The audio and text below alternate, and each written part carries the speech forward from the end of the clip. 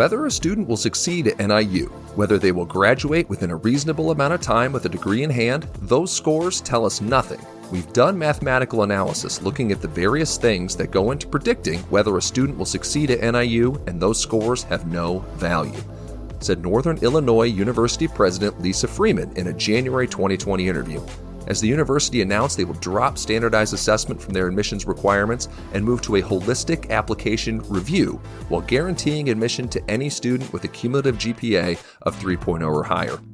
NIU is just one of many schools dropping standardized assessments from their admissions process, and this particular decision pairs with the release of a new peer-reviewed study published in Educational Researcher finding that high school GPAs are 5 times stronger than ACT scores in predicting college graduation. In this episode of Reteaching, I'll look at the movement of undergrad and graduate programs away from standardized assessments, unpack new research into our assumptions about standardized test scores as predictors of college completion, and challenge listeners to rethink what's in a grade.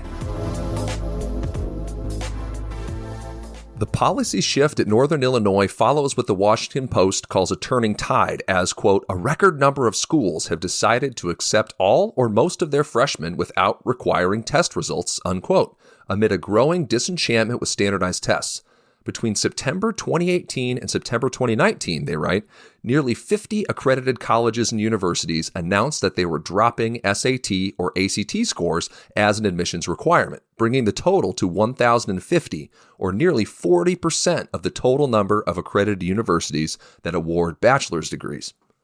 With public attention still on the 2019 college admissions bribery scandal, disenchantment with standardized tests also comes from research pointing to growing score gaps across demographic groups. And according to the National Center for Fair and Open Testing, quote, with the average scores of students from historically disenfranchised groups falling further behind students from more privileged families, and finding a consistent link between SAT and ACT scores and family incomes, mother's education level, and race. While it may be up to the governing bodies of major universities to make these decisions, Cecilia Estelano, vice chair of the University of California Board of Regents, has made her opinion clear that the tests use a, quote, clearly flawed methodology that has a discriminatory impact, end quote, adding, quote, we don't need any more studies on the issue, end quote. This disillusionment isn't confined to undergraduate institutions. A wave of graduate programs dubbed GRExit or GRExit have also dropped the GRE as an admissions requirement. According to Science Mag, while most PhD programs still require a GRE score, life science programs are leading the GRExit push. It's estimated that more than 50% of molecular biology PhD programs have dropped the GRE, along with 1/3 of neuroscience and ecology programs. These decisions challenge public and faculty assumptions that the GRE is an accurate predictor of how students will perform in graduate programs, while a growing body of evidence seems to indicate that GRE scores aren't correlated with how long it takes to complete a degree program, whether students will graduate, nor their accomplishments in postgraduate fieldwork. A study released in January 2019 concluded that for physics PhD programs, which the study calls the least diverse of the sciences, GRE scores were not only insignificant in predicting program completion, but, quote, aside from these limitations in predicting PhD completion overall, over-reliance on GRE scores in admissions processes also selects against underrepresented groups, end quote. The authors conclude, and I'll quote at length,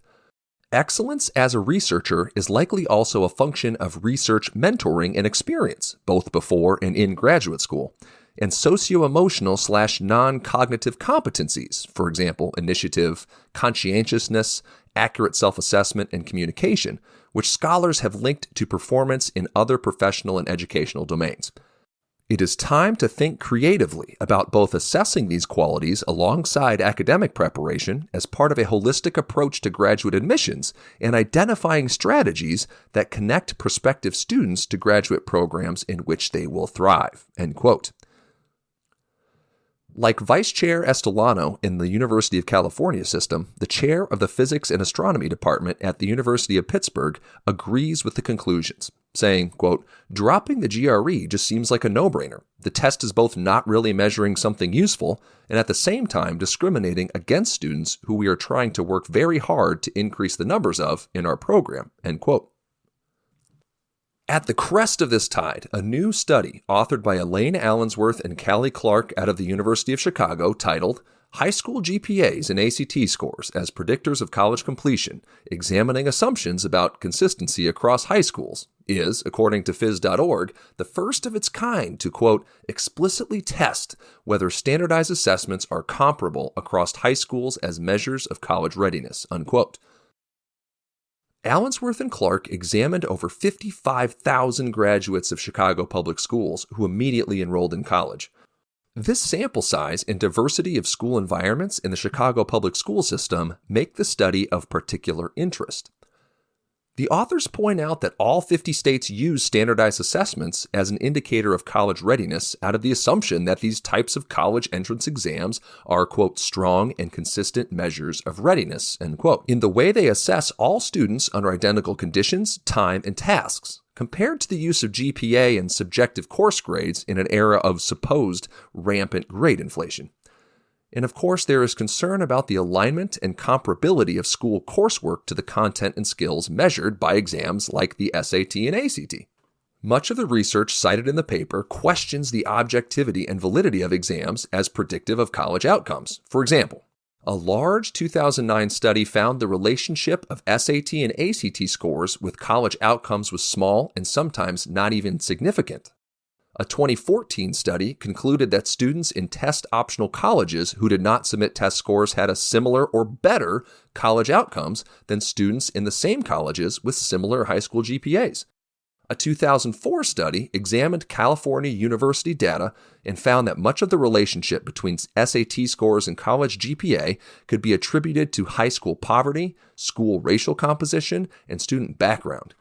In fact, this study concluded that SAT scores were such a proxy for student background and socioeconomic status that, quote, the background variables themselves can provide much of the information contained in the SAT score, end quote. And the author suggests sarcastically that, quote, admissions offices could admit better prepared entering classes by giving explicit admissions preferences to high SES students and to students from high SES schools, end quote, which the author calls affirmative action for high SES children. And lastly, the authors point to a body of evidence that factors other than high school GPA that can account for college success and explain the variation in predictive ability of GPA across high schools, which go beyond college knowledge to include things like access to diverse environments and enrichment opportunities outside the classroom that help students respond to new and challenging situations.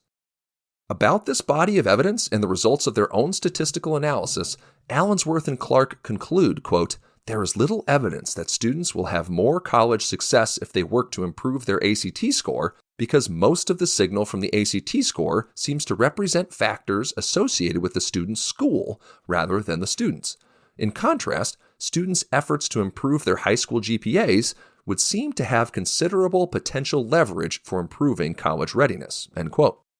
And they recommend that schools rely less on test scores in accountability systems and in school improvement plans, adding that the factors that may work to improve test scores are not necessarily the same that improve grades in college readiness. So doesn't this work point to the centrality and importance of grades and GPAs in the work of teachers in schools? Doesn't this have implications for teachers going gradeless and those like myself who have worked to diminish and decenter grades in their classrooms? Well, I think the answer is yes, but maybe not in the way that the authors of the study propose. Clark, one of the co-authors, was quoted in a separate interview as saying, quote, extensive time spent preparing for standardized tests will have less payoff for post-secondary success than effort put into courses as reflected in students' grades, end quote. And this first point, I think, is where the research confirms what educators have long understood about the flaws of deriving predictive value from high-stakes standardized assessments, with the support for this kind of singular decision-making originating primarily from the marketing departments at the College Board and the ACT. Where I think the researchers overextend themselves is in the second half of this claim, where Clark continues, quote, the more that middle and high school educators can support strong engagement in school, helping students overcome barriers to engagement in class, helping them succeed at different types of academic tasks, so they earn strong grades, the better these educators are supporting academic skills broadly and preparing students for college, end quote. Well, the question we should be asking is, well, what's in a grade? The qualities Clark mentioned, engagement, overcoming barriers, succeeding at different academic tasks, do not require grades. And in some contexts, grading practices actually diminish engagement, erect barriers, and prevent students from demonstrating success, and contribute to inequitable outcomes. In fact, the authors also conclude, quote, that students are more likely to graduate college if they come from some high schools rather than others. These school effects may be the result of more rigorous academic programs at some high schools, different non-academic supports for preparing students for college, or simply a tendency of families with more resources for college to send their students to particular schools, end quote. For as much of their statistical analysis linked GPA to college completion, it seems the authors also rediscovered another conventional wisdom, that students from families with more resources for college are more likely to have higher GPAs because they are able to send their kids to high schools with a better track record of college attendance and completion, similar to the phenomenon in our discussion of SAT scores as a predictable proxy for socioeconomic status. But we know from socioeconomic data that it's just as likely that these families come from educated backgrounds themselves, ensuring that they understand how to navigate the systems of school and legacy admissions. They live in safe communities with stable family situations. They have access to preschool and summer enrichment, to personal libraries of books and the internet at home, to adequate nutritious meals, healthcare, braces and glasses, all of the benefits that socioeconomic status buys you in America. While it might also be the case that students with low GPAs struggle with mental and physical health, or live in segregated, underserved, and historically disadvantaged communities, to attend schools with undiagnosed learning disabilities, to be suspended or expelled at higher rates, or deal with inadequate transportation and transient housing situations. And if motivation, engagement, and success in school, as measured by GPA, are all positively correlated, I guess it doesn't come as a surprise to me that our education system selects for those with the most advantages and privileges. When the authors write that decreasing reliance on test scores will increase the salience of GPA in college admissions, I think we're just as correct to interrogate the factors that contribute to GPA as a measure of school success. And since we know the limitations and harms of grades and understand how GPA measures individual and school factors beyond the curriculum, we need to do better than a single average number to describe student abilities. It turns out we can do better. The Mastery Transcript provides an example of exactly such a model for how college admissions could look different, without reducing students to just a number.